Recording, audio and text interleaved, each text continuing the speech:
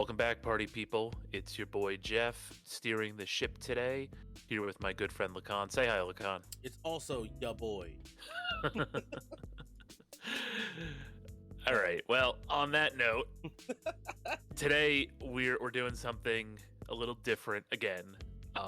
Much like the Street Fighter Cross Tekken episode, where we both really love this game. We've both really played the crap out of this game, and we want to really talk about this game. Today we're gushing over Hades, the hack and slash dungeon crawler action RPG. Basically every genre of game they crammed into this one.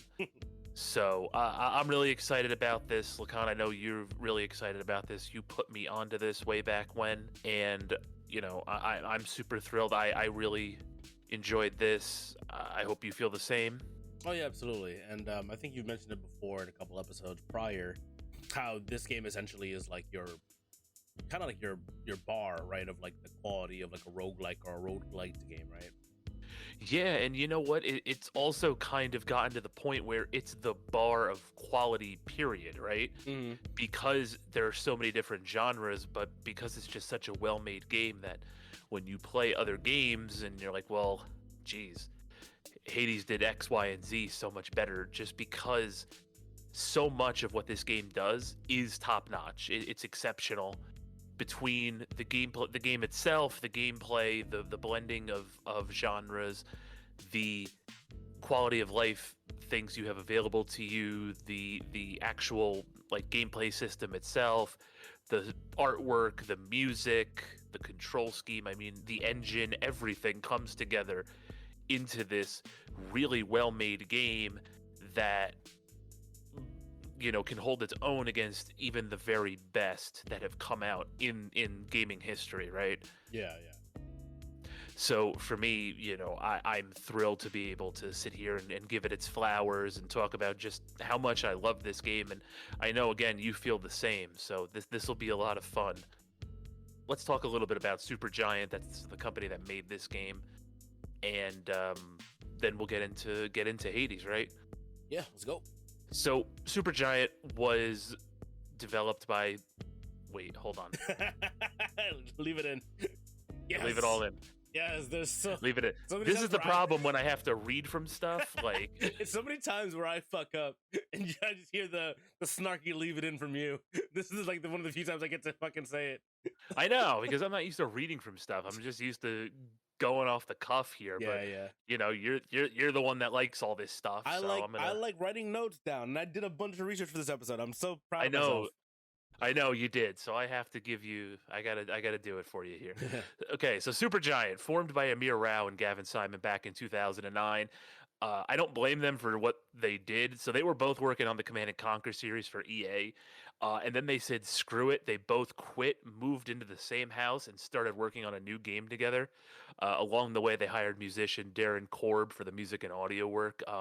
Is that the guy that did the Hades music too? Or yeah, Darren Korb has basically been a longtime collaborator with Supergiant Games. Like I don't know if he's like a fully fledged employee of theirs or he's just like a close friend who they have very good connections with, that they bring him in for like basically everything they do. All right, well, he killed it. Yeah, so like, I hope they do pay him and I'm sure keep him around. I'm sure they absolutely do. He covers a lot in this series specifically. So, dear listener, you may remember Supergiant's first game, Bastion, came out in 2011. It's an action RPG. It's on basically like every platform. I'm pretty sure you can play this game on like the Samsung smart fridges.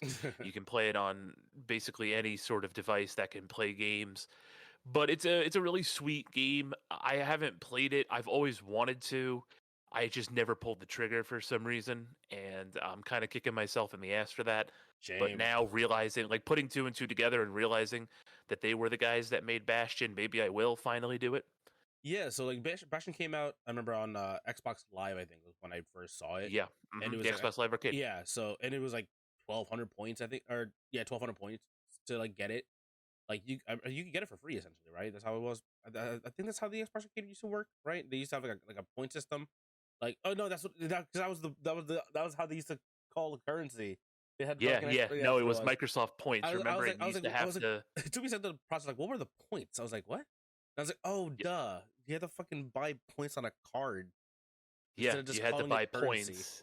Because it was Instead of just paying $16 or $12 or yes. whatever it I was. mean, that's basically what it was. But yeah, 1,200 points, Microsoft points to buy it, and it was like a action RPG isometric game. You had a hammer, a crossbow, and a shield, and so instead of just having like the one weapon in Hades, right? You Right. you have a bunch of weapons at your disposal, and you kind of just go around the world doing so and smashing shit with the hammer. Yeah, great game. Like again, like a lot of that might unlock a bunch of memories for a lot of people. Honestly, again, back in I hope 2011, this so. game ruled.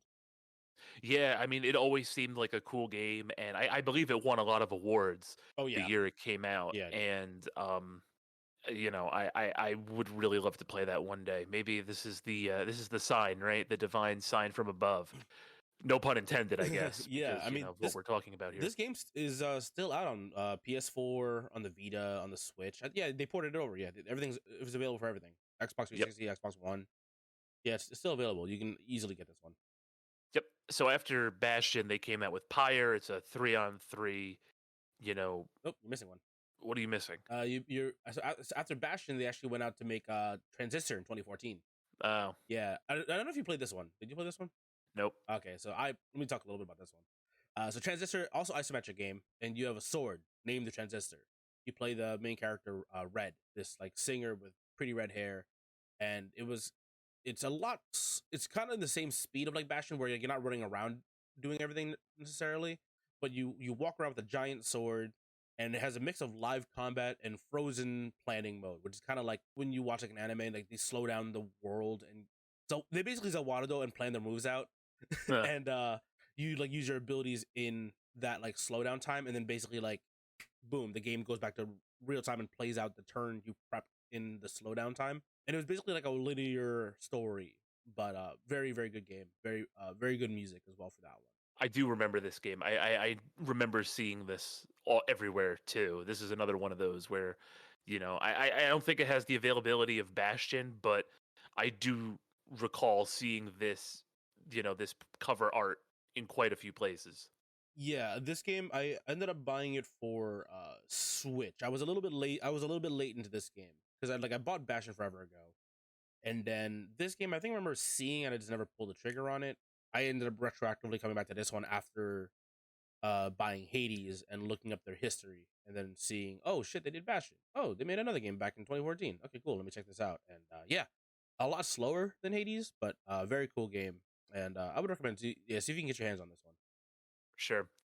After that, then they came out with Pyre. I do remember Pyre quite a bit. This is like a 3-on-3. What would you call it? Like handball, kind of like the game from Final Fantasy X. Yeah, it's like handball meets magic. like Yeah, it's definitely like one of the weirder games that I remember playing around a couple years ago. I remember seeing the trailer for this all the time. I believe when I was at GameStop, this was one of the games that they had a trailer for. I could have sworn that it was this one. Yeah, I wouldn't doubt it. This game had, I mean, like Super Giant. Whenever they make a game, they usually get a lot of attention. Especially if you're like into gaming, right? But yeah, it's a cool game. Had a nice like branching storyline type of deal, right? And like, yeah, the game itself was kind of cool because you use like three different sized people, right, to essentially try to move the ball or use your size to bully other players out, basically, right? Right, right. Yeah, cool game. Weird, but it's a cool game.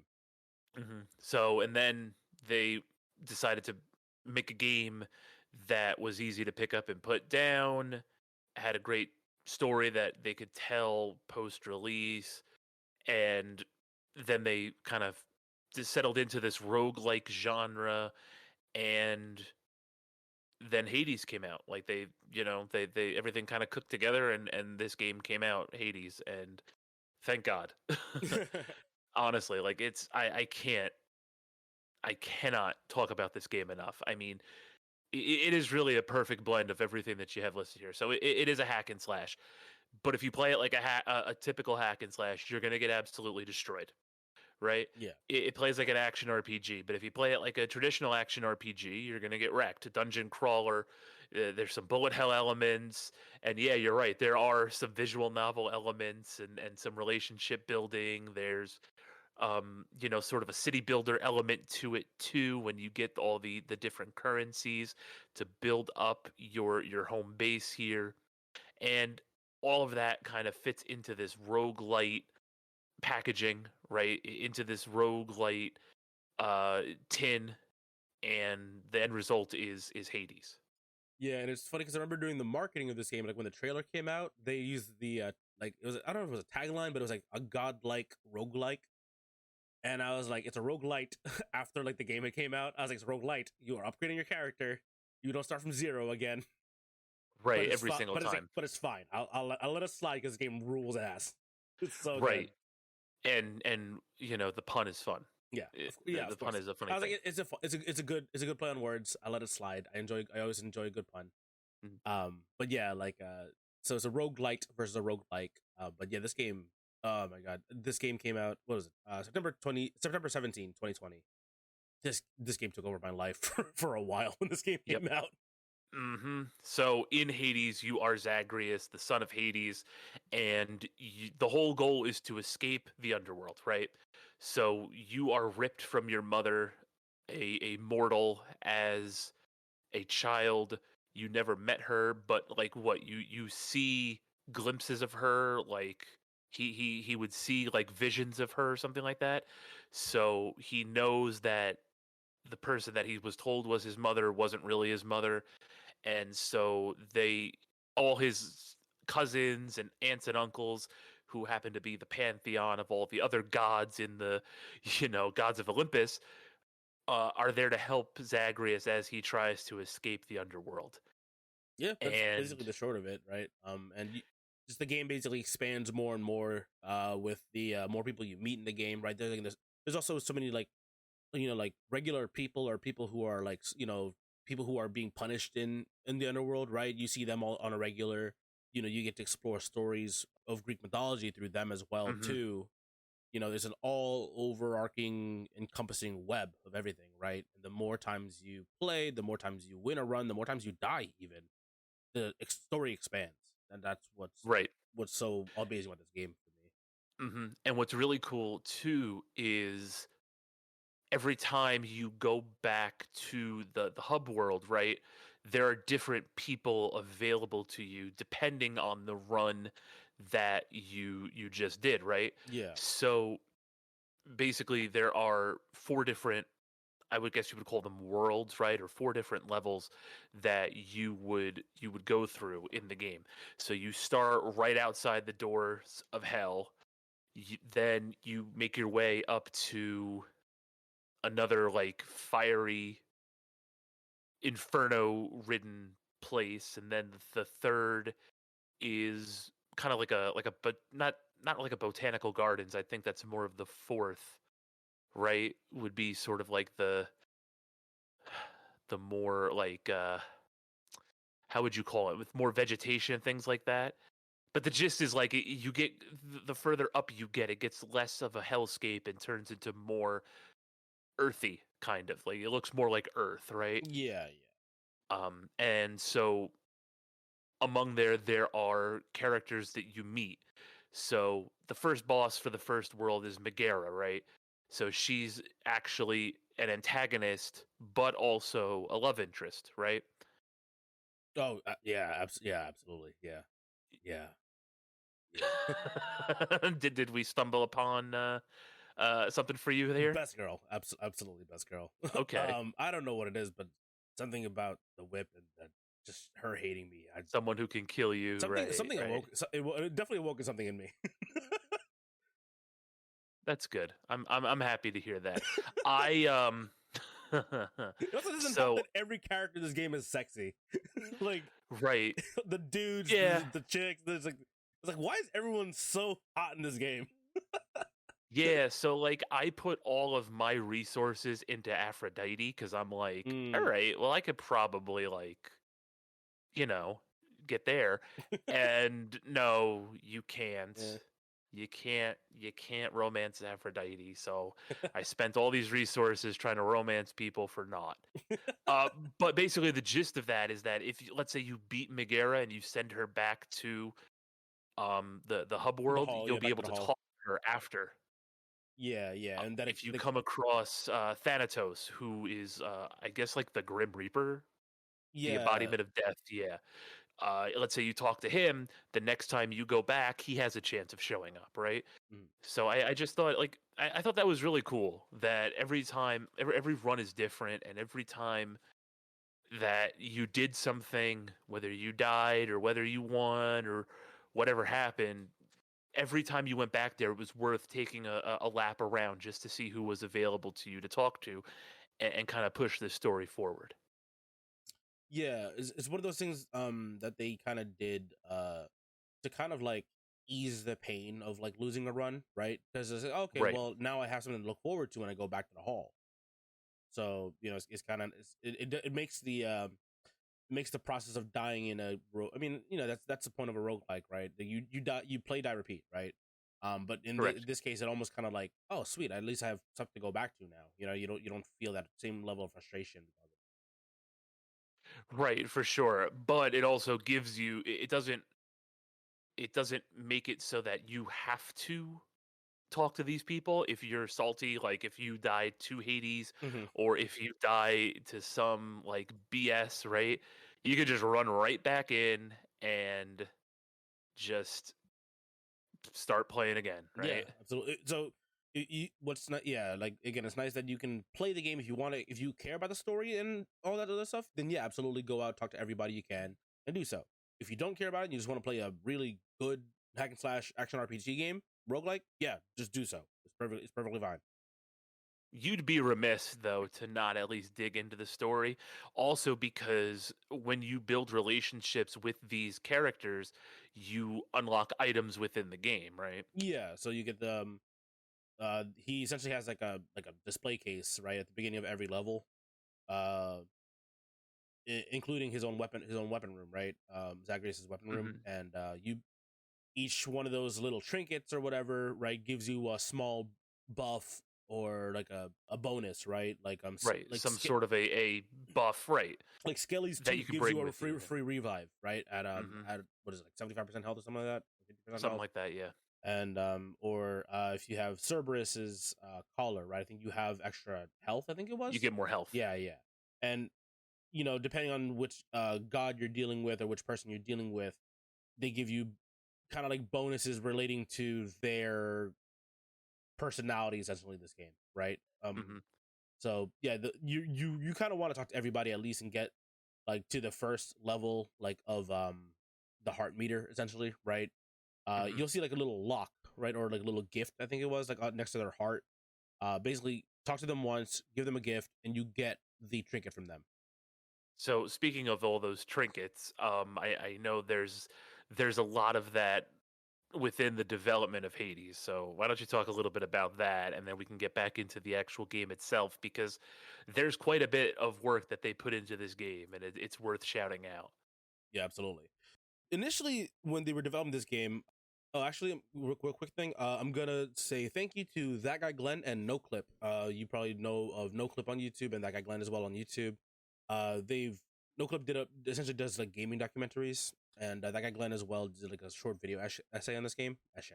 Leave it in. Yep. Damn it. I thought I had the one.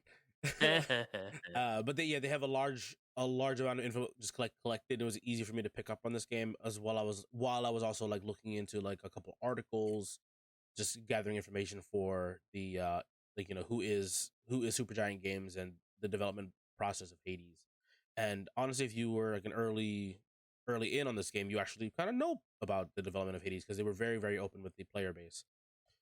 So the game was initially supposed to be focusing on Theseus, that piece of shit. um, Why don't we like Theseus again? 'cause isn't Theseus the guy with the fucking the shield and the spear? You fight him with Minos. Oh, yeah. Okay, he's this Yeah, guy. he's the fucking Yeah, boss at the end of the fucking what's it called? At the Coliseum. Fuck that dude. the third. In Yeah, no. Okay. Elysium. Yeah, fuck that dude. Yep. He's a pain in the fucking Yep. ass.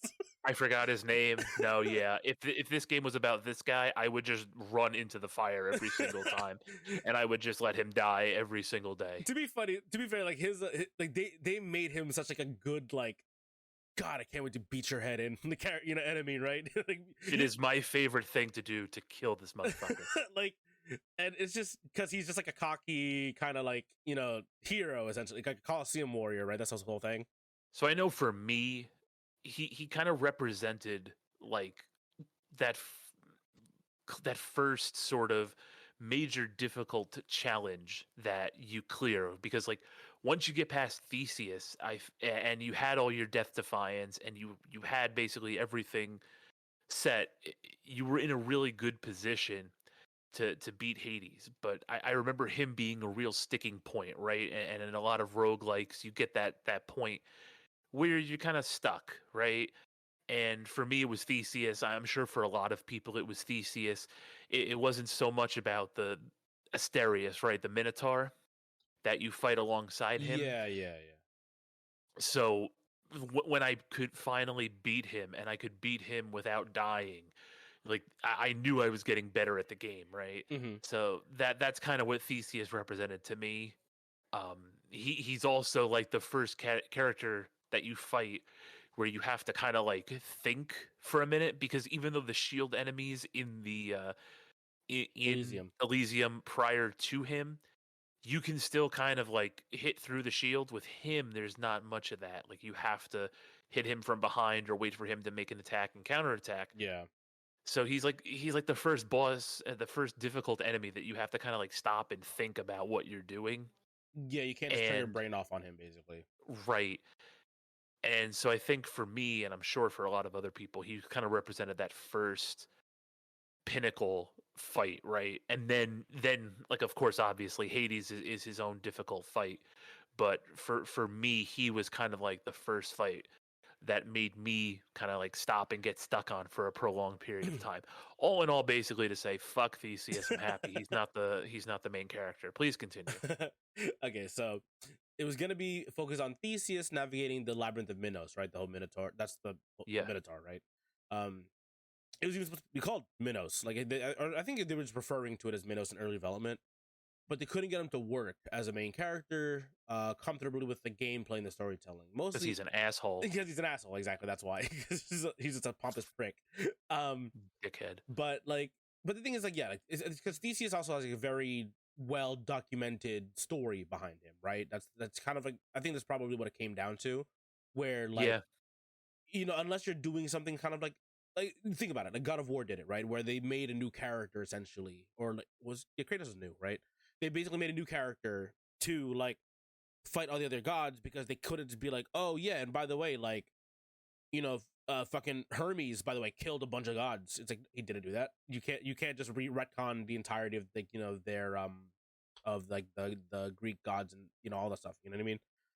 So essentially, they ended up making more of a generic character because of Theseus, because they couldn't tell all the other stuff of his other stories, right? All his other triumphs. So he just became more and more generic when they were trying to keep him included.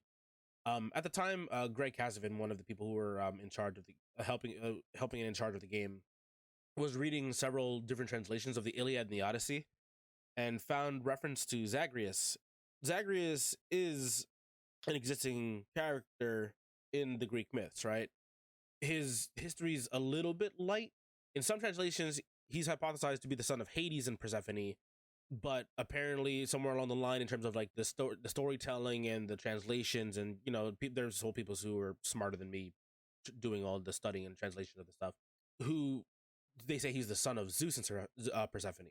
So depending on where you're getting your information from, in terms of if you're like studying Greek mythology and stuff like that, you may get two different versions of Zagreus.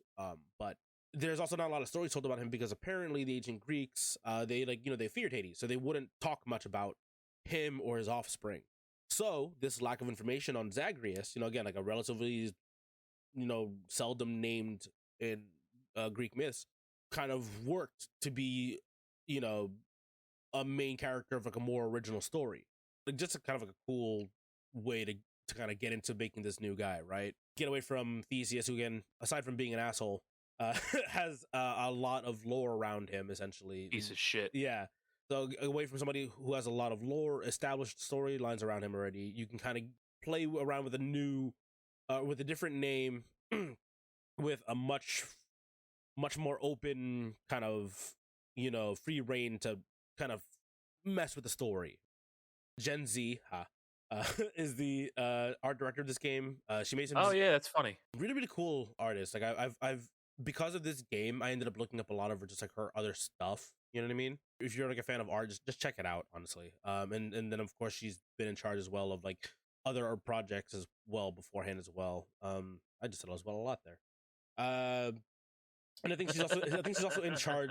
I'm assuming she's probably in charge as well for for Hades 2.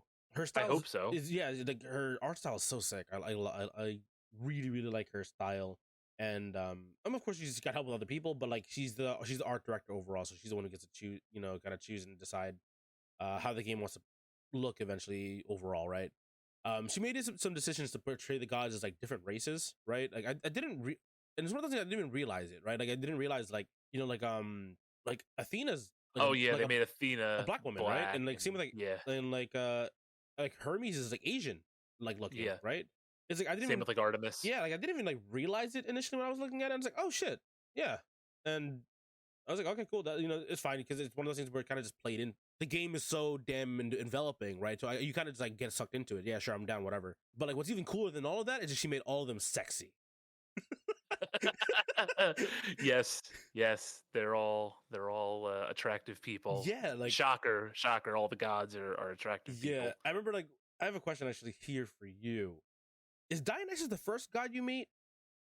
Always? You know what? That's a really good I'm pretty question. sure he's the first god that I met. Because I remember like the A's, you know, Zagman. Like he kind of does that whole thing. Right? I think so. I think you do because that's like his cousin, right? It's like Zagreus's cousin. Yeah. So I feel like you meet him first. He's the first all the boon, time. you know, like the first blessing of the god you essentially receive, right? I feel like I don't know if that's like confirmed from everyone else, because unfortunately for our friend group, like we're the only two who played this game. Oh yeah. No, I lied. Zach got into this game as well too. Yeah, but the thing is too, like I think it does change every time, because I do know I'm pretty sure I've gotten Zeus first a couple times too. No, but I'm saying the first ever in the game. You know, literally your first ever run. The people who I've asked who played this game, I think they all got Dionysus. Like maybe your first ever run. Maybe it's the way they use him to break the ice, I guess, right? Maybe, because I also always remember having Poseidon around too. Yeah, maybe. I'm gonna look into that for my own sake at this point, honestly. Yeah. Let's keep it moving here. But just some fun facts here: 59 portraits, 68 models, 194 boon icons, 1,400 environment textures, over 3,200 effects animation frames, over 940,000 character and enemy frames, 20,000 lines of dialogue. This game has a lot. A lot of stuff. In regards to dialogue, Darren Korb is the audio director, composer, and the voice of Zagreus, and the singing voice of Orpheus. He's also Skelly. Probably one of my favorite characters in this game. Skelly is awesome. Skelly is awesome. So Darren Korb, you mentioned before, he's like a longtime collaborator with Supergiant Games, right? He's the audio director. He kind of like handled the soundtrack and how you want to just he just worked on a lot of how he wanted this game to sound, right? Everything in this game sounds so meaty, right? Like even like the bow attacks and the spear attacks, right? They still sound very good when you hit things. Yeah, all the sound effects are very, very satisfying. Yeah, and that has to be, and that's they've done a very good job of that since, like, you know, Bastion. They've always done a very good job of that. And he's described the and again, just the soundtrack of this game rules. The soundtrack is actually my most played last year in the Spotify wrap up. It's like just because I think like at some point I would just like have this album, like the soundtrack up on my Spotify on repeat as I was just doing work. You know what I mean? and just like I would just get lost in it, have it looping. And but yeah, so he's described the soundtrack as like Mediterranean prog rock Halloween, and I That is a good way to can't put find it. any better way to fit how the soundtrack is. It's fantastic. Yeah, and when they were developing Hades, and I mentioned it before, in terms of the way the story expands, right? They wanted to make every run feel important, and a run isn't wasted if you died, but instead the storyline is then used to make each death a way to expand more on the storyline. Again, if you meet somebody out there in the different chambers, right, out in Tartarus or Asphodel or Elysium, There's a you chance they'll appear in the hub world once you're yeah, back. at least certain characters anyway, because obviously Mhm. some of them are who is it? Gods of the Olympus, Yeah, right? So like you're not going to see, no, you won't see Zeus down there, you won't see but your like I said, you might see Thanatos, you might see Achilles, you might yeah. see a couple of You those other won't see folks. Eurydice because obviously she's not talking to Orpheus. That's why she doesn't want to be around him. Sisyphus, the Because guy, he's got the whole boulder scenario going yeah. on, And also speaking of the boulder scenario, they gave a face to the boulder and called him Boldy, and I love that. Yeah, I always talk to Sisyphus. Yeah. He's probably the character I have with like the second highest friendship rating. Oh yeah, like, absolutely. He's just so nice, especially too in terms of like story, right? I know. Like he's just like, oh, how's it going, Zach? And just kind of like chilling here. He's like, yeah, I'm here. What's going on? What can you do about it, right? And just he has like a different perspective essentially, and you can kind of tell with Zagreus. He can kind of like because Zagreus has like angsty teenager vibes, right? For sure. That's the whole like it's literally like screw you, Dad. I'm not gonna tell you. Yeah, I'm not gonna let you tell me what to do. And he basically sneaks out of his window and tries to leave the underworld. Yes. And then Sword or bow or yeah, gun in hand. and then the fight is essentially just him trying to ground you. That's basically all. That's Yeah. basically all it is. But yeah, like so certain characters you're not gonna be able to see back in the hub in the halls, but like a lot of the ones you do see, sometimes they will come back and talk to you. Again, upon dying, you collect a bunch of materials in your run. You have like there's a lot of currencies in this like game. the gems to upgrade your living quarters. You have what is it, diamonds for the hall upgrades. What is it? Then you have the purple ones, dark matter thingy that actually level you up. Yeah, exactly, to level you up in the mirror. Keys unlock all the stuff on the mirror, nectar, and what was the other one? I forgot the name of the other orange golden liquid. Yeah, it was nectar and probably something we should have had up. Yeah, whatever. But basically, like you use those to like upgrade your relationship status with the other characters. You give them gifts basically. Again, that expands more lore and Right. More of the interactions of this giant web of characters and story. So again, you are kind of like not incentivized to die, but at least it makes the deaths feel less painful. And again, you have something to look forward to upon dying. There have been times where I would lose to Hades, I'd be mad for a second, and then I'm like, oh wait, I'm gonna see like Achilles here now again. I should anyway, because I saw Patroclus out in Elysium. Something to ease the burden of having to come back. Ambrosia is the that's other what it one. was. There we go. It's a really cool system that they implemented. And Supergiant joined up with the newly launched Epic Game Store, which is weird to say right now because it feels like the Epic Game Store has kind of been here for forever now, right? They joined up with them around 2018, 2019, right? Early on. And because they were still in early access. And basically this is what I was talking about in terms of that they had very good connection with the player base. So they went with early access approach, right, in developing Hades, and I'm sure it helps with funding as well too, right? Same with having it on Steam in early access. Mm-hmm. So basically, what they would do was they would have the game available. People would play test. They would stream it. Get people really riled up about the game. They would give feedback to Supergiant Games. They would then act upon that feedback and implement some changes, push the update out, update the game, and then go back to playtesting and start the loop over again. Which is really, really cool in terms of like because they said they really wanted the player base to essentially dictate what kind of game they were looking for. And it kind of created this really, really cool symbiotic relationship with the developer and the players. And it just came out with aside from it also coming out with a really, really good product because of it. Like this, it was a really, really cool way for them to do so. And the fact they actually listened to their player base is awesome. and they were initially going to develop only for one platform for the PC, but ended up doing PC, Mac, and Switch. I think because I'm assuming that's probably like, it was easier for them to do the PC Mac one, right? And Switch, again like I didn't see or hear anything specifically for this one, but I'm gonna assume because it's an indie game, the Switch, especially at the time, is like the perfect platform for indie games. That's that's an opinion that I hold. And if I hear that something comes out for Switch simultaneously with PC, I'm assuming that's probably the case because they know a lot of people are gonna get their hands on it, make profit, boom, afford to port it out to other consoles, which eventually they did do.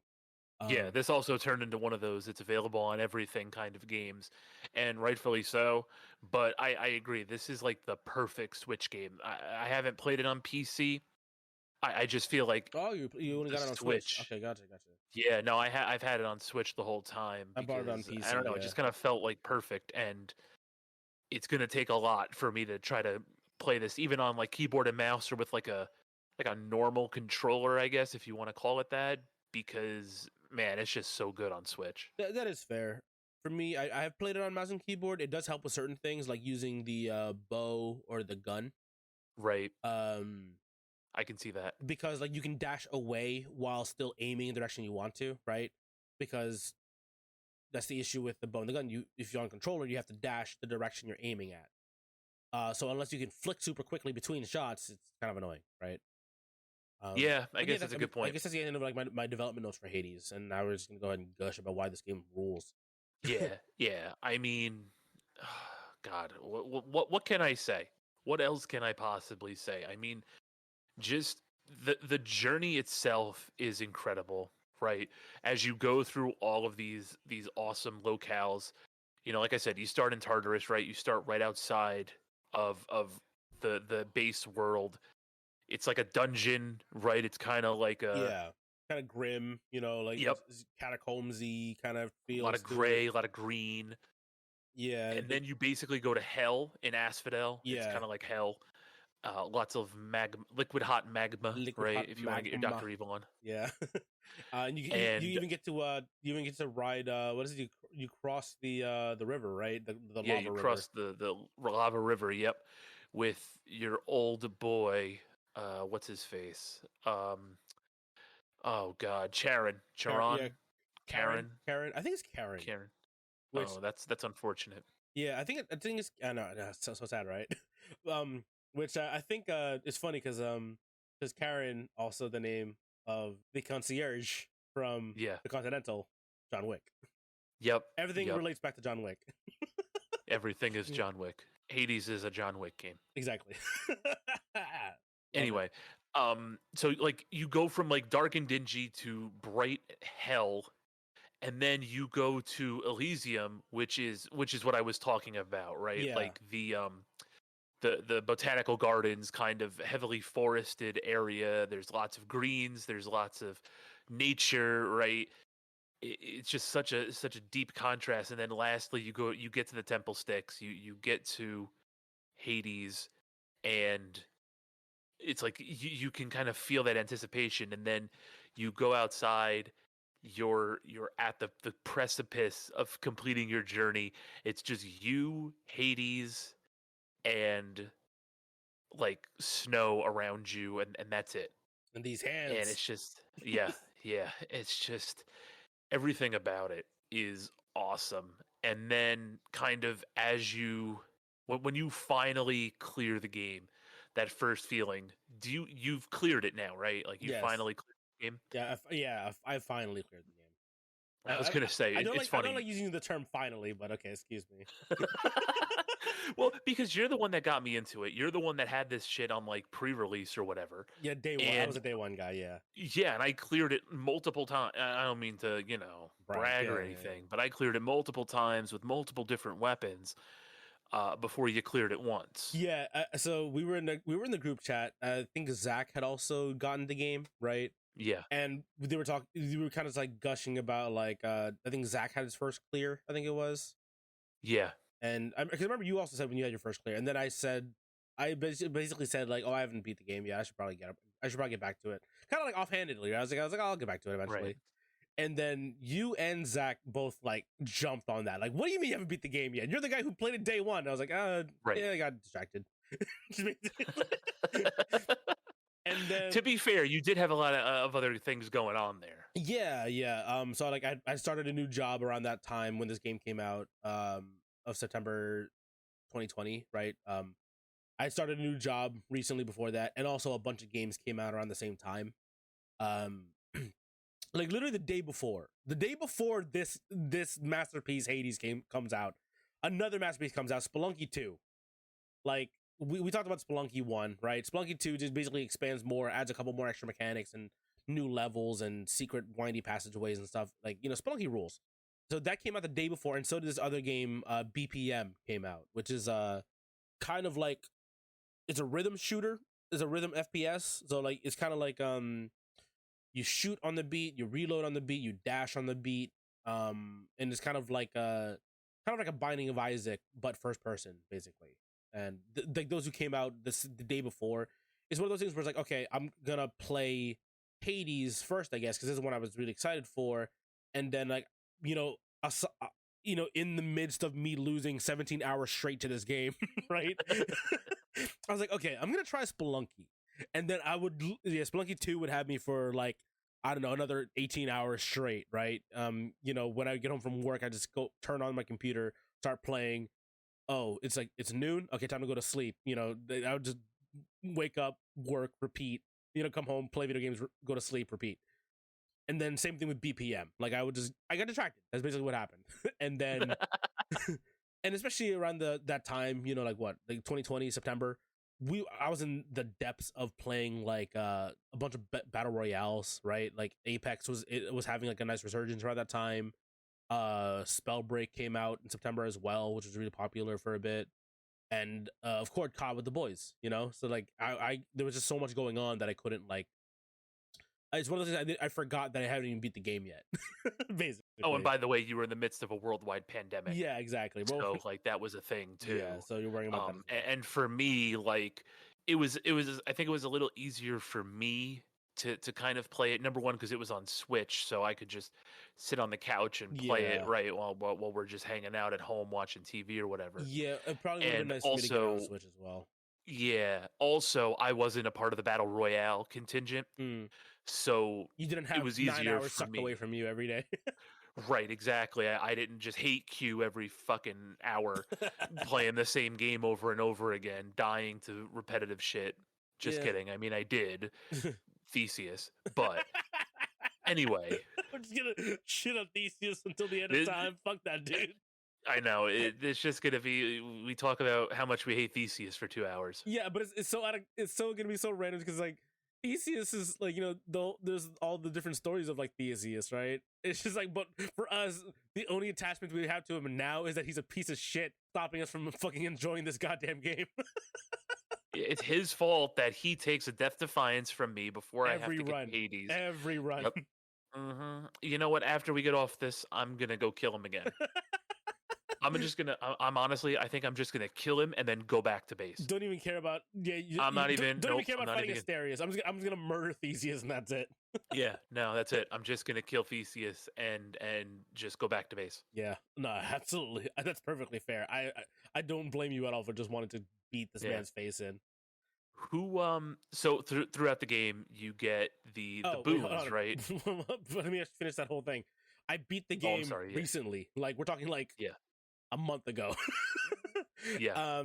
But to be fair though, I only have so I beat it on my 29th run, which is wild considering the fact that like, I had like, how many hours dumped into this game, but I've only had 29 runs. But I think it's also because there's so much to do in like the hub, right?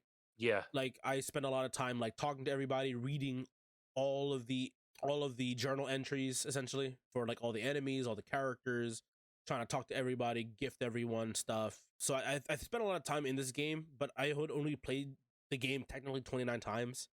And to be fair, most of the time, like I had gotten to at least the second or third section. So that, that eats up, a decent amount of time. Yeah. And then on the 29th run, I beat Hades. It was funny because we were talking about it and we wanted to look through our history, right? Of like when you beat the game for the first time. When did you beat the game for the first time, actually? I was just going to check. I think it was a little later than that. Okay. But what ended up happening was like I finally cleared it. I remember clearing it with the shield first, Mm-hmm. so I know that that was the first weapon that I beat it with. But then like 2 runs later, I cleared it with the gun. Mm. Right, so First game for me was gun, yeah, the greatest of all Greek weapon. yes, of course the semi-automatic rifle is clearly the most powerful weapon in the Yeah, pantheon. that thing's fully automatic, isn't it? I'm pretty sure. I think fucking. Oh, I think because like that was the thing that I chose. It was like Oh, is it one of the you have to. variations of it? I think so. I've never think upgraded the so. gun, so I don't know Mhm. the mods essentially to it. You are really gonna love this game.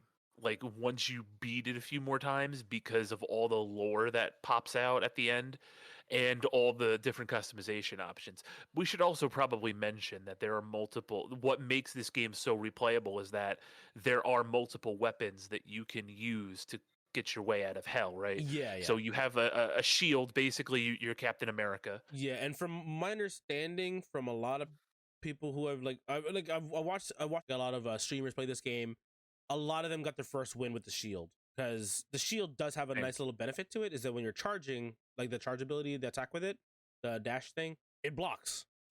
It does what a It shield blocks does. all incoming damage. So a lot of people would use it as a get themselves into a corner and kind of just like, okay, let me catch my breath real quick and then kind of go back into the fight, right? Yeah, I found it surprising that I never beat the game with a shield yet. I've beaten it with the gun, the sword, and the spear so far. Yeah. So the spear, kind of works like a traditional polearm, right? Sort of a longer ranged weapon. Your sword is like your traditional rogue-like weapon, Hack and right? slash. Yeah, you Yep. swing twice in front of you, slam the ground with your heavy attack. Yeah, kind of deal. The spear is cool because you can also throw it, which is kind Yep. of, and I think it does damage on the way back too. Yes, it does. Yeah, so cool. It's a cool change to and if you charge your attack with it, you kind of do like a big old link spin attack type of deal. And then also it's cool because you can get like the not the boons, the trinkets, right? There's some that like say do damage from distance, and you get like an extra 10%, 15% damage, right? Whatever the hell it is. I think the tip of the spear counts as that. Like you're literally doing melee attacks, but like with the very end of the spear counts to that damage, and of course the spear throw works as well too. By the way, it was run 35 that I cleared my first attempt. Okay, so run And 35, but for me it took me 2 years to get to run 29.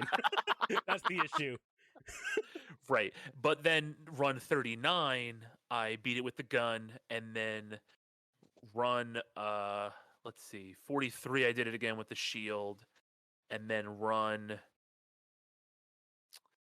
50 I did it with the shield again. Hmm. Oh, so I have back to back here, 54 with the shield, 55 with the twin fists, which are basically giant brass Gauntlets. knuckles, Yeah, like right, gauntlets that you can literally punch things in the face. So imagine how much fun that was fighting Theseus with. Yeah, I think that was actually my closest before I beat the game to I think that was the closest thing I had to it, because I found the upgrade, the hammer upgrade, to make it so your your punches draw in enemies, and you can also like slam down as well.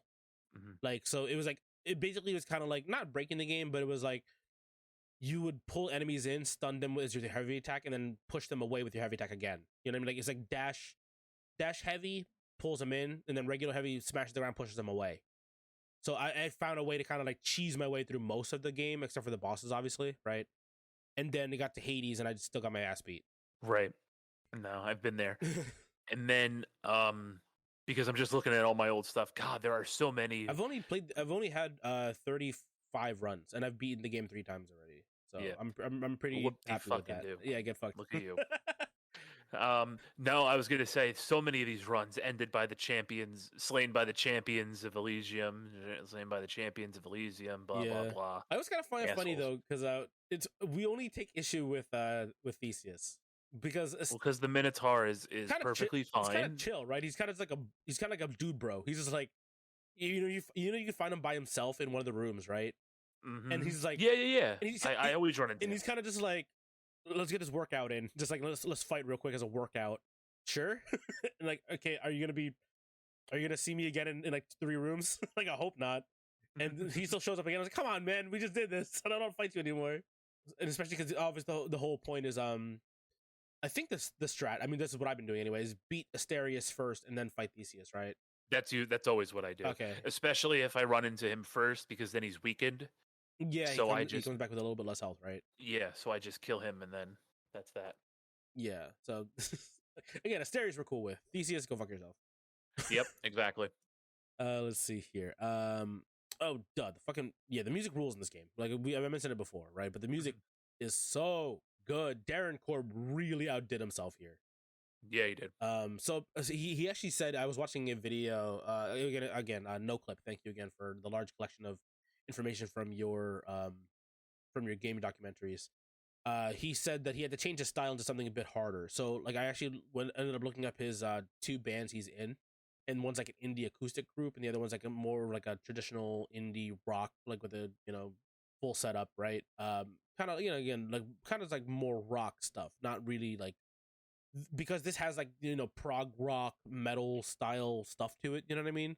He said that he had to transition to something a little bit heavier, like more metal, according to him, and I think he did a fantastic job. It sounds like he's been doing it for like forever, right? Like nothing really sounds out of place for this game. And then of course he does like the Orpheus singing stuff, right? If you like you can have Orpheus sing song or not, he won't sing songs technically because he's all sad. He's sad boy hours all the time. Yes. But he does have a song I think he does sing if you have this like the specific story done between him and Eurydice. I'm pretty sure he does it like a thing. Because I've heard a song in the soundtrack and I'm like, I don't think I've heard the song in the game yet. So I clearly haven't done enough with Orpheus yet. Yeah, I haven't either. Unfortunately, I just, like I said, I spent all my time with a bunch of the other stuff going on in this game. Yeah, you're too busy. So too busy romancing Dusa. yeah, of course. Well, best girl. Yeah, Dusa's actually very cute. I love her interactions. They're actually very cute. No, yeah. As far as like the most meaningful interactions that you have in this game, I think it is with Dusa. By the way, yes, that is Medusa, dear listener. It's a floating head with a snake on it, based on basically like a kawaii Medusa head. Just imagine. Yeah. And you can romance her. Yeah, I don't know if she's like, is she like the Medusa or is she just like named Dusa? I never confirmed that. I'm like a one gift away from the second unlock from her. Right. I don't know what the hell it is. The 10th gift, yeah, basically. Mm-hmm. So I'm assuming that's gonna be like a thing. So I'm assuming there's gonna be something there. But that's cool. Yeah, I think so. I enjoy Dusa. She's just very like, she's very like kind of like uptighty, right? She's super like shy around Zag, and she's the what's the trope in the anime trope? Yeah. She's like, oh, I don't like you. Tsundere? I don't think she's tsundere. I think she clearly. It feels like she clearly has a crush on you. I think she's a shy. I think she's a shy girl. I think that's all it is. Yeah. She's more of like a hinata. I think more than anything else. yeah. That's a good way to put it. Yeah. I think that's the best way they're gonna go for it. I'm gonna use it, but again, Deuce's interactions are fun, right? Because it's funny because like even like a couple interactions in, she seems more comfortable around you, right? Just talking. Which is like, oh, that's kind of nice, right? Annoying thing though, I didn't realize that like you have to give her the gift before talking to her. Yeah, because if you don't, she will fly away shyly from you if you talk to her first. And it's like, God, bitch, get back here! I have a gift. But yeah, like Deuce is like fun to talk to. I like talking to. I mean, again, everybody in the chamber is cool. Like it's just really really cool to talk to. But what's his face? The sleepy guy. What's his name again? Hypnos. Duh. Hypnos, he's essentially the guy who like kind of keeps track of like your stuff until you can open up the back room, right? Yeah. He's just like, oh, he died again. Oh, and that makes like whatever time that you've done this so far, and like he tells you like who you died to, like in that like latest run. The fact that everything's voice acted too. The fact that this like. I mentioned with Korb as well being the voice of Zagreus, right? And as well as being like the musician for the game and the sound, the audio audio lead, right? Everything is voice acted in this game, and it's so awesome to see that in an indie game. Because how many triple A titles do we have that there's still not a lick of voice acting? Pokemon. Sorry, I had Right. something in my throat. Exactly. No, yeah, you're right. But and again, it's just especially because of how deep the dialogue, the backstory, the relationships all are. The fact that it's all fully voiced just helps immerse the player even more.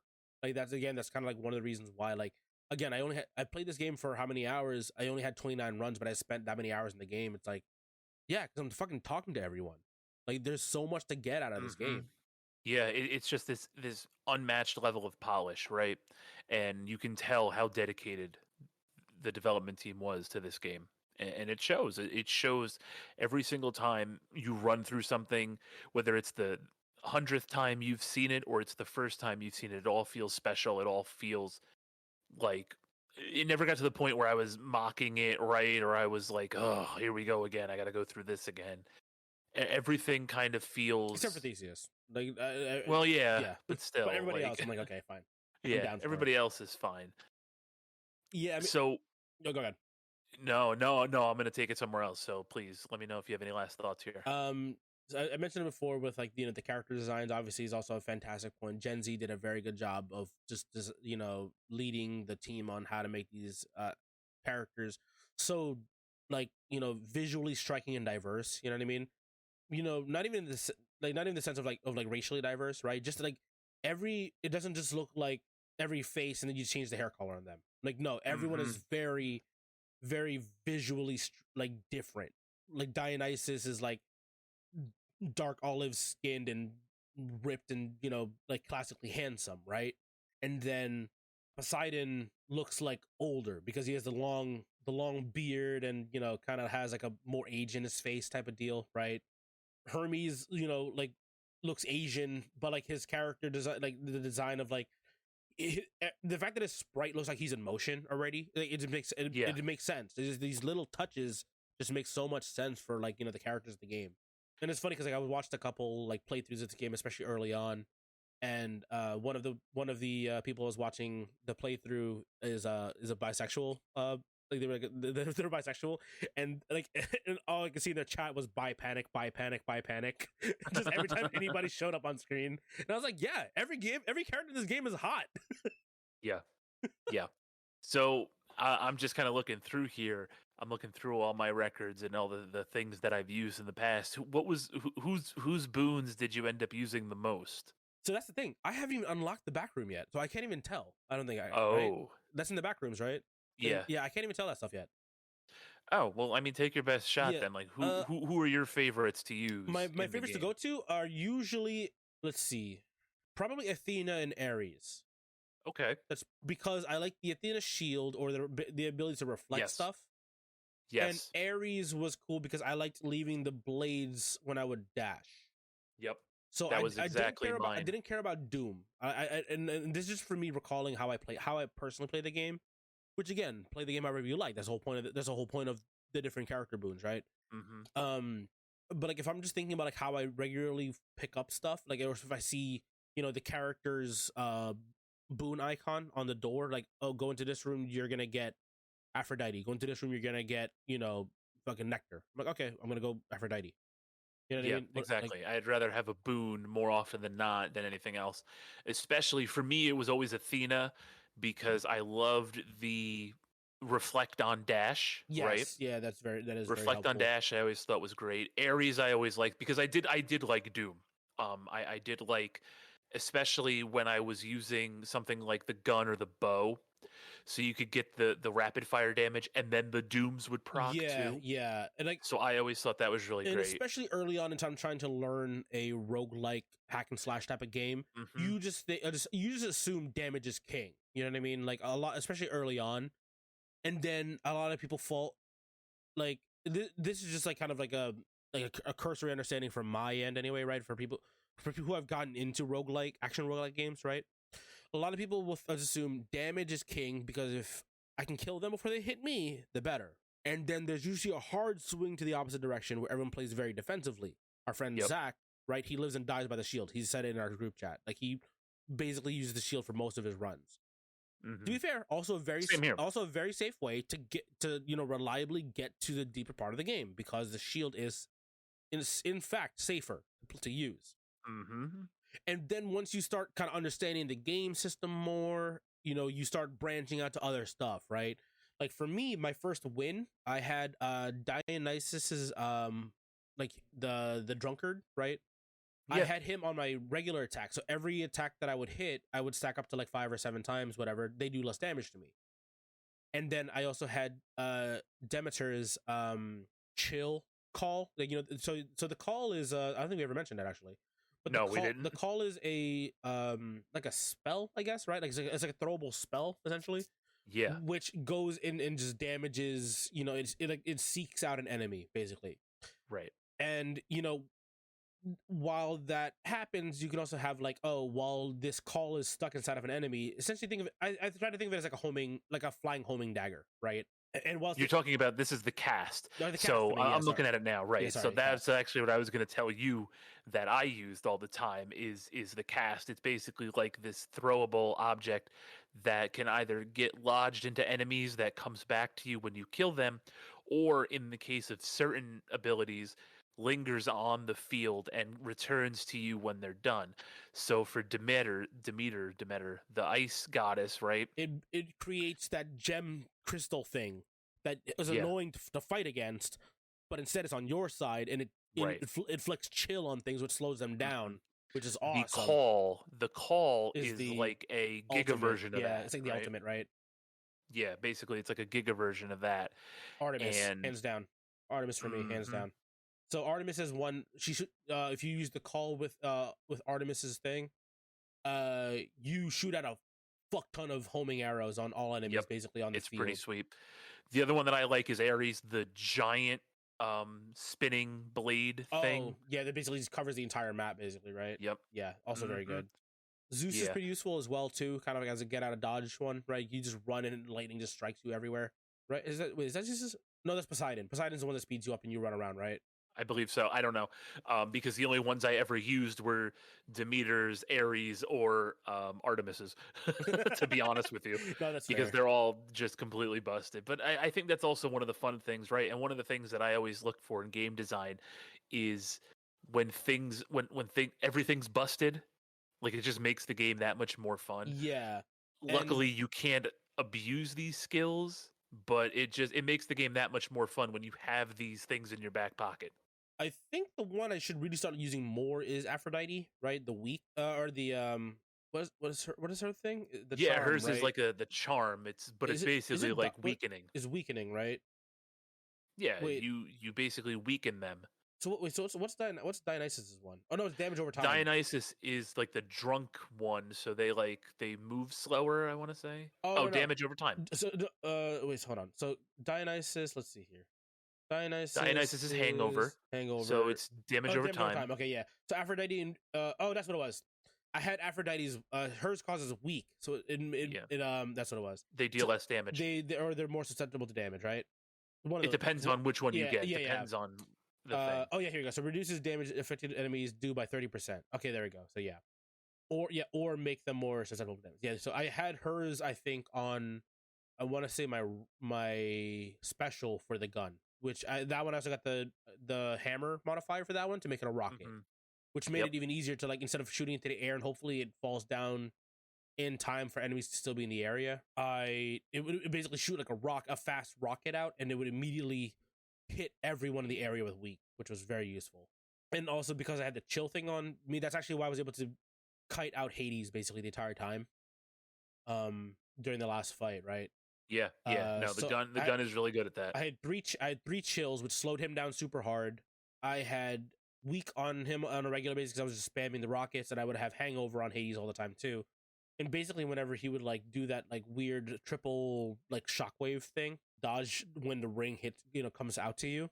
Yeah, I would just like tag him a couple times with my gun to apply the Dionysus hangover, and I would just basically sit back there and just kind of dash in place to dodge the ring. Yeah, and again, it's just the fact that this game can be played so many different ways, right? The weapons give it like unlimited variability, and all the boons and all of the all of the upgrades you can get just change essentially. Again, that's the whole point of a roguelike, right? Every run is different. Yep. And even more so in this game for a lot of people because of the fact that, like, again, like the weapons are different, the bonuses you can get are different. You can also go to chaos, which is always like, kind of like if I'm feeling a little spicy, I'll go to chaos, right? Yeah, I don't do chaos as much as I should, I don't think. Unless it's like one of the ones where it's not that bad. It's like, oh, you have like 8 less health, but then you get something else after that. Yeah, like you get like an extra, like I don't know, like your next 6 rooms after removing the curse, essentially, right?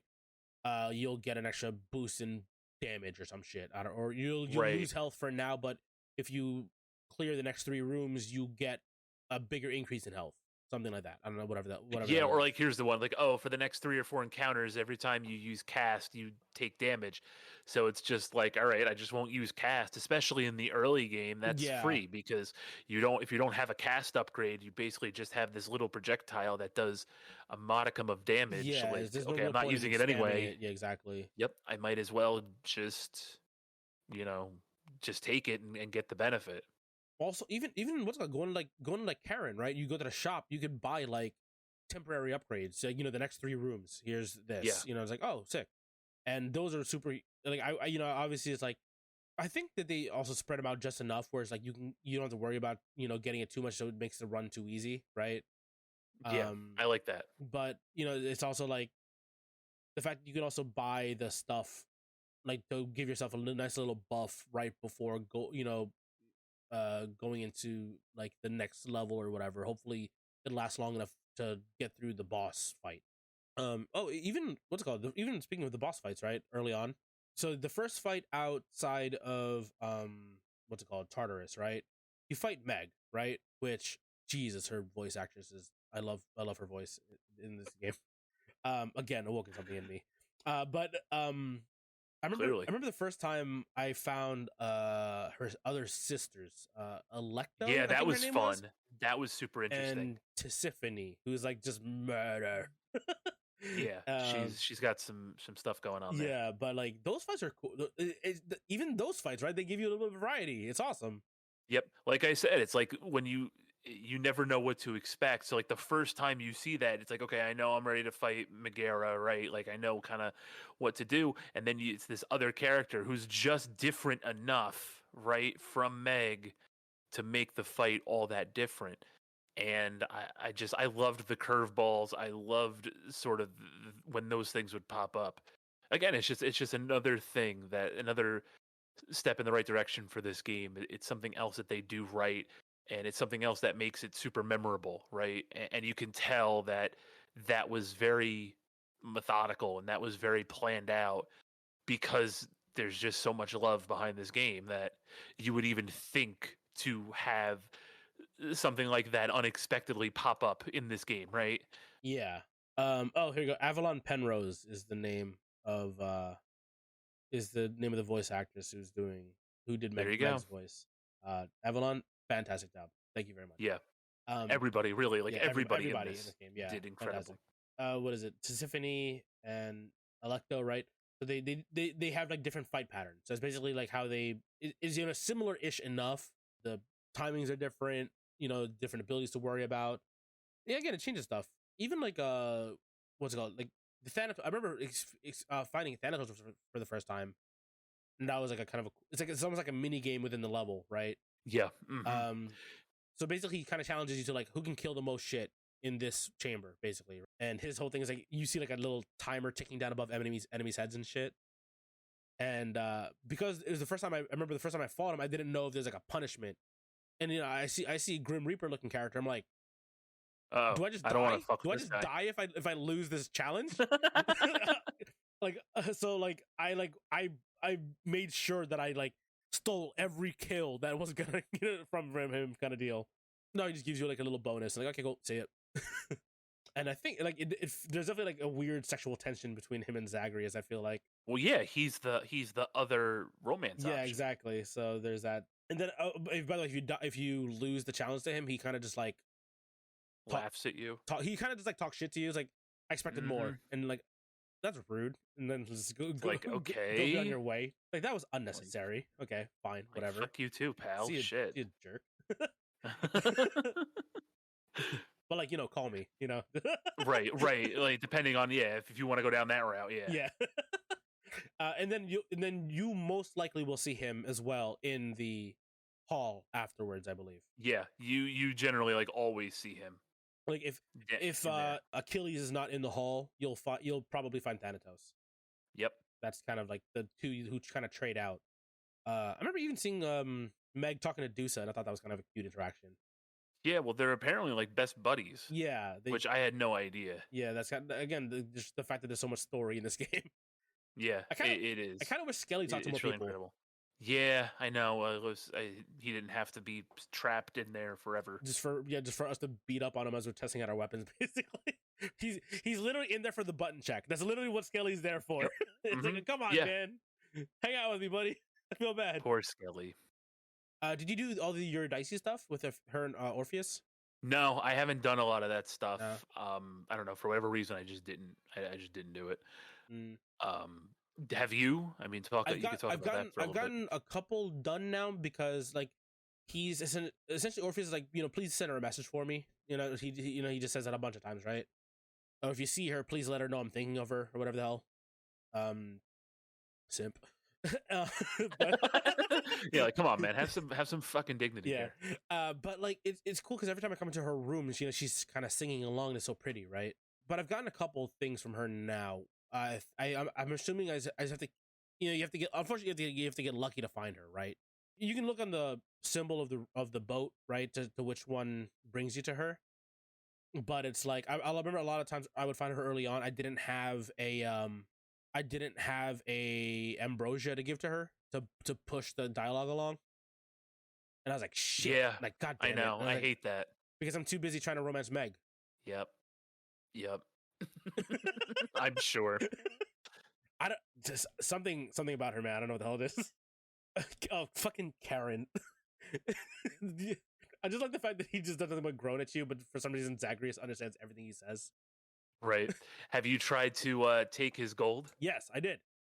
And were you successful? No. I got my ass beat. Yeah, I was gonna say, like, I didn't know it was a thing. I did it by accident. Me too. I did it by accident too, and now every time I want to, because I just want to try it and see if I can get away with it, I don't have the option. I don't know. Huh. I don't know. Maybe I'm doing it wrong. I'm not really sure. Let's see here. Where's? It's fine. Let's see if there's a thing here for it. Because I'm curious to see like what it is, right? It's just a butt ton of gold. Yeah, I don't know if you can use it, because if you kill him, then what's the gold good for, right? Right. Absolutely nothing. Yeah.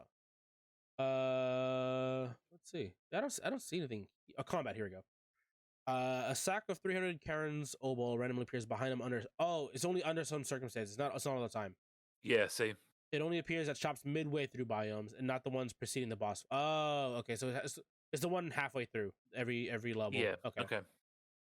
And it requires that you have beaten the final boss at least once. It has a 22% chance of appearing.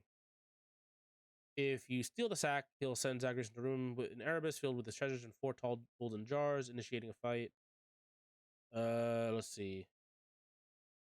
At 20% max HP, he calls off the fight, and he gives you a loyalty card. Oh, that's the one that I'm missing.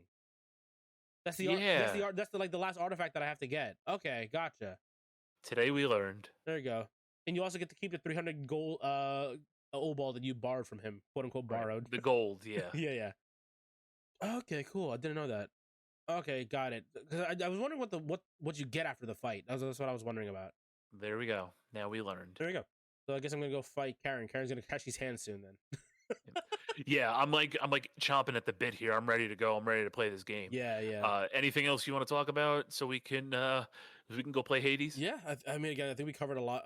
Most of it. Again, we talked about how awesome this game is, and I was gonna say I don't think we covered a lot. I just think we talked about how much we really like this game. Rules, yeah, exactly. Yeah, so like if you haven't played this game, please go play this game. Do yourself a favor. Oh, also don't fuck up the mirror, because that is one of the worst things that I did. That slowed down my opening up of the mirror. I didn't realize. Heads up, listener. If you go to the mirror for the first time, you can flip the item. Do not just start dumping points into it. I fucked up. I had to reset everything. I lost all my keys. Yeah, yeah, yeah. Yeah. You might want to look up a guide for that, Yeah, and that's okay. like a There's no shame starter. in that. Yeah, just like if you just look up like the earliest bonuses you should look for as a new Hades player. Let's just do that. But yeah, just be aware that with the mirror you can flip over your little bonuses for your your damage or your revives or whatever, or even like healing items that show up randomly in rooms. Just keep an eye out for that stuff, and For sure. also upgrade with the contractor because that's also how you get food randomly in the levels to help you recover a little bit. But yeah, we've covered Yeah. we didn't cover a whole lot about like we covered a lot, but I think a lot of it was just us talking about how great this game is, and genuinely we love this game. I was so glad that I got at least two of our friend group into this game. Right, it's perfectly fine as long as you both of you also for sure enjoy it, and I'm very glad to hear that from both of y'all. Yep. Yeah. If you're listening and you haven't played it, please do yourself a favor, go play it. Especially as the second one's coming out, what, this year, next year? They announced. You know what? Let's look that up. That's the last thing I guess we should cover right now. Hades. Yeah. So Hades 2 was just announced. So this one is. It's funny because if you look at Hades 2, it shows the first person shooter from like 2009, which I'm pretty sure no one talks about. Let's see here. Hades 2 was announced like December. Yeah, it was right? announced at the Game Awards. It was Game announced Awards. at the Game Yeah. Awards. So it's a sequel because technically, if you played the game, is that a spoiler? If you play Hades 1 enough and you've beaten the game enough, there is an ending to the story. Yeah. Technically, there's an ending to the story, but the game still plays. Obviously, the game doesn't just like okay, you beat the game enough times, you can't play the game anymore. No, it's not that. But Hades 2 was announced at the Game Awards, and basically they're gonna be you're playing the role of Hades' sister, right? And it looks a little bit different. It's another daughter of Hades. Yeah, another daughter of Hades, and if I remember correctly, it looks she uses like a small like a hand scythe, right, kind of deal. Yeah. Yeah, and they just basically there's more gods and stuff like that, and I don't know when exactly it's coming out. Let me just check the Steam page. Yeah, no date either yet announced for when it's going to release. Still relatively early, but yeah, Hades 2 is coming out, so it's also coming out for early access. So keep an eye out for that too, if you want to kind of join in on that process that I said before. Like they have that little cycle of they're probably going to play test with a bunch of people, see how people feel about it, and then continue changing the game up and kind of fine tuning it for the player base. So yeah, get your hands on Hades, check out Hades 2 trailer, and then join the speculation and fun, right? And then just be like the rest of us and just wait patiently or impatiently for this game to finally come into early access so we can all play it. Yeah, and I think that's really it for us. Again, we can talk about this forever, honestly, but I'm actually like kind of like chomping at the bit now to actually go play it. Same here. Yeah. So thank you for tuning in, listeners. Thank you again for dealing with us being nerds about how awesome this game is. Go ahead and leave us a review on whatever audio platform you listen to this on. We are on most of the major ones anyway. We also have a YouTube. We're trying to still make more stuff for that. Twitter, Instagram, all that stuff. And we'd appreciate if you guys we should record ourselves playing Hades. Oh, we should just show some stuff of our runs basically. Yeah. And maybe we'll probably do a little recording of that. No, why not? I'm down for that. For sure. So yeah, thanks for tuning in. Hope to see you guys next time. Later, Gators. So like upon seeing like the leaderboards, I was like I can't stop until I beat all my friends. Yeah. I just couldn't. The competitive side of me. Unfortunately, you're the only person that I have on my friends list for this game. Oh, yeah.